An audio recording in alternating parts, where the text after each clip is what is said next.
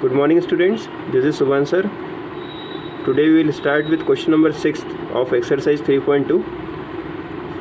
What is the minimum interior angle possible for a regular polygon and why? That means minimum interior angle of any kind of regular polygon, okay? And we have to find which is the minimum quantity, that means how much should be the minimum angle of which is possible in this case, okay?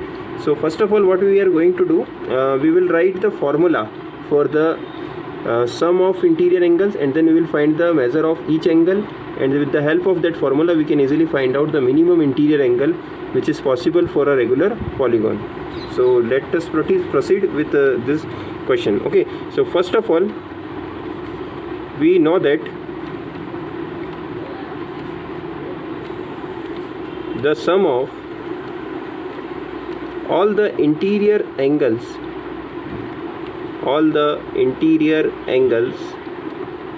of a regular polygon is equal to n minus 2 multiply with 180 degree, n minus 2 multiply with 180 degree, okay? Therefore measure of each angle is equal to measure of each angle is equal to, okay, measure of each angle will be equal to n minus 2 multiply with 180 degree and divided by n, okay, n minus 2 multiply with 180 degree divided by n. Now after this that will be the measure of each angle, okay? If there are, suppose there are n sides in a polygon, n represent the number of sides, okay? So n minus 2 multiply 180 will be the sum. So if you want to calculate the measure of each angle, that means measure of one angle, that means you have to divide the given quantity, the sum, the total sum should be divided by number of sides. So that is why I have divided this total sum by n. So that will represent the measure of each angle, okay? Now after this, here from this formula it is clear that suppose if you put the value of n as 2, suppose you put the value of n as 2, then this formula will becomes a 0. 2 minus 2 is 0, and 0 multiply 180 upon n will also become a 0. So what we are going to do, going to write that the minimum, therefore the minimum value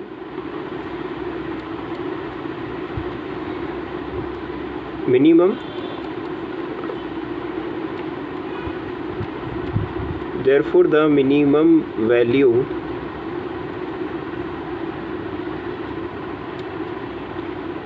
value of n is equal to, should be greater than 2, and we can write in this way that the value of n must be greater than 2, then only you are going to find the angle, okay? Otherwise you will not be able to find the measurement of that angle.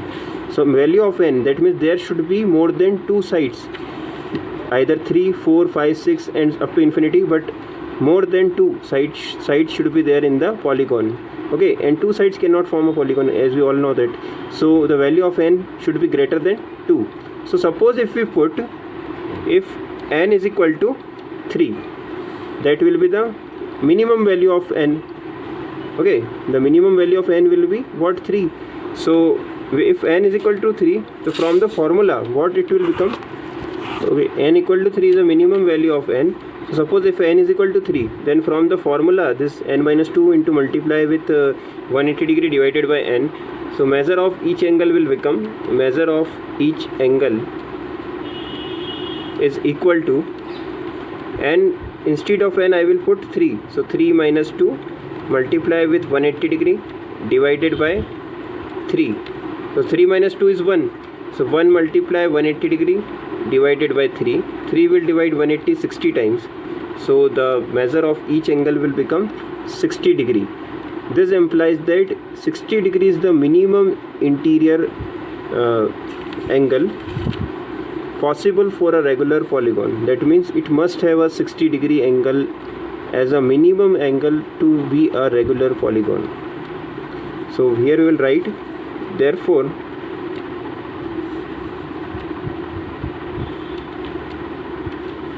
the minimum angle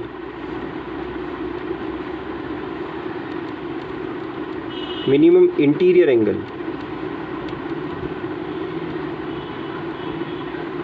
possible for a regular polygon is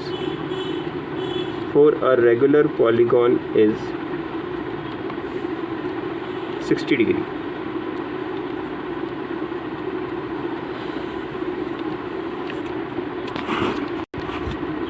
Now B1, what is the maximum exterior angle possible for a regular polygon? Maximum exterior angle possible for a regular polygon.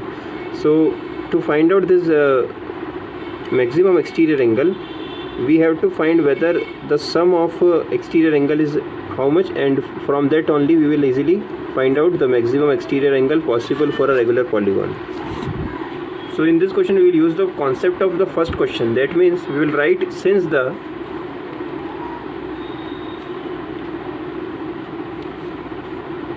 minimum interior angle of a regular polygon is 60 degree,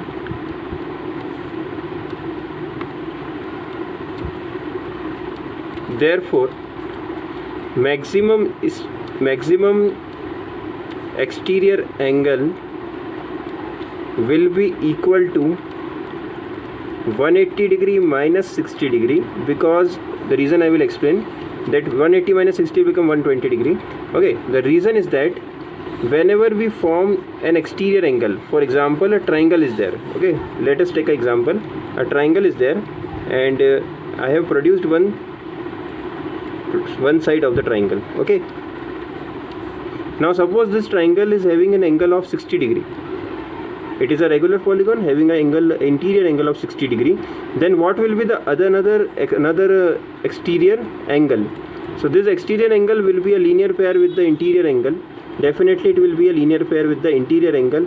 Therefore their sum should be equal to 180 degree.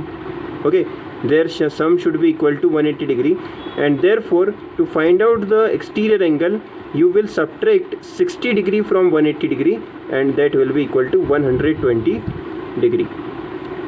Okay, to find out the exterior angle from the interior angle, and these two angles are linear pair, therefore their sum is 180 degree. So you have to subtract 60 degree from 180 degree, and 180 minus 60 is 120 degree. Okay, in this way you can proceed. So first of all, when such type of question arise, you must remember that what is the minimum interior angle. If you know the minimum interior angle, then you can easily solve this question in 3 steps only. Okay, so 180 minus 60, that is why 120 degree. So in this way you can easily solve such type of questions. Now we will start a new exercise, exercise 3.3. So exercise 3.3, first question. Given a parallelogram ABCD, complete each statement along with the definition of property used. So here a diagram is also given to us. It's a parallelogram. That means the opposite sides are equal and parallel. Parallel means they are having a same distance throughout between the lines. Okay, parallel lines means, for example, if we talk about railway tracks, so railway tracks are usually parallel because they have the same distance between throughout. Same distance is there throughout, uniform distance is there between the two sides, between the two lines. Okay, so here also the two sides, opposite sides are parallel and equal to one another. Opposite sides are equal and parallel. Now first condition is given to us, AD equal to, so AD is equal to BC. Here I will write BC, and here I will put the reason why. Opposite sides of a parallelogram are equal.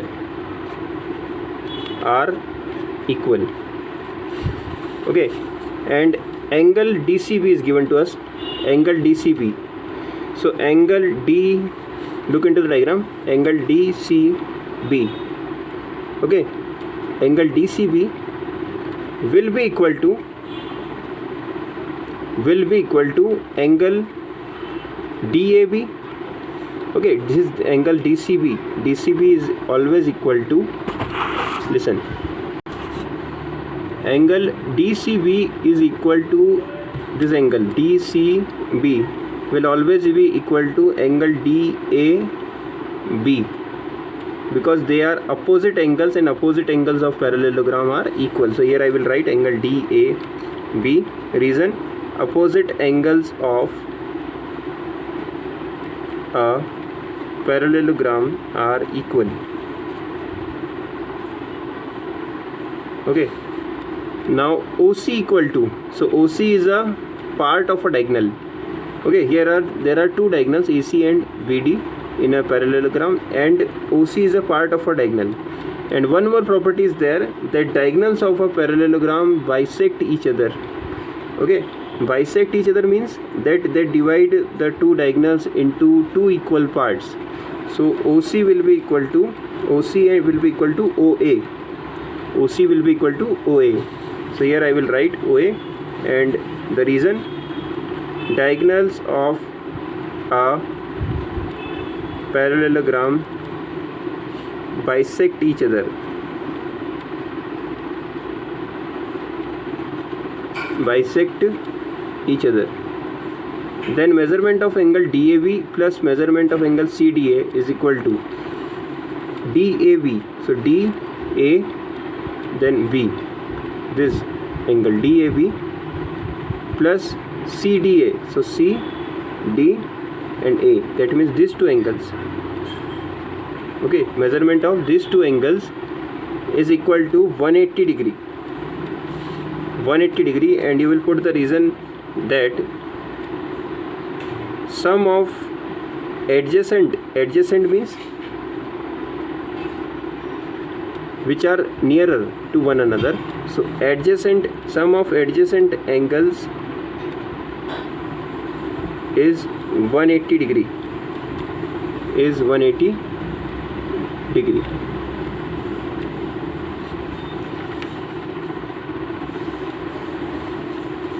So I hope this concept is clear to you. So solve these questions, okay, practice them and understand the concept. In geometry you should be clear your basic concepts also. So after this we will proceed with the questions, and now